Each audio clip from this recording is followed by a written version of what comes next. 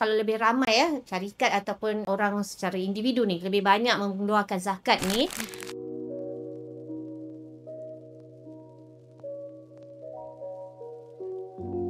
dengan adanya bantuan zakat ni banyak membantulah. Macam kami di FIM untuk golongan anak-anak pelajar-pelajar yang dari golongan asnaf, bantu mereka dalam pendidikan. Maknanya nak membangunkan karier dia tu melalui pendidikan. So dengan adanya bantuan wang zakat yang diberikan ni memang cukup membantu.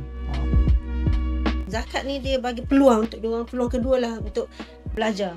Kalau nak mengharapkan bantuan, tak ada bantuan kewangan, saya rasa ada pelajar yang tak mampu lah, yang akan tercicir daripada sistem akademik di Malaysia ni lah. kami sebagai pembayar zakat lah kita panggil kan, memang syukur Alhamdulillah bila ada platform-platform yang macam ni kan, bila tolong membuat bantuan kutipan ni memudah cara bagi pembayar-pembayar zakat ni dan lebih banyak membantu asnaf-asnaf lah.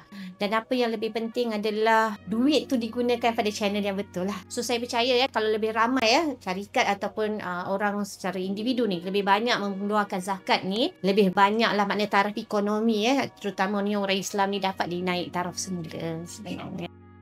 Alhamdulillah kita dah selesai berjumpa dengan pihak Food Institute of Malaysia yang mana mereka ni merupakan badan di bawah Petroleum Empire Sdn Bhd. Mereka ni merupakan IPTS ataupun Institut Pengajian Tinggi Swasta yang menyediakan perkhidmatan pendidikan culinary dan juga hospitality, dan kita dapat tengok tadi keadaan mereka ataupun fasiliti mereka yang sangat-sangat baik dan sangat-sangat bagus.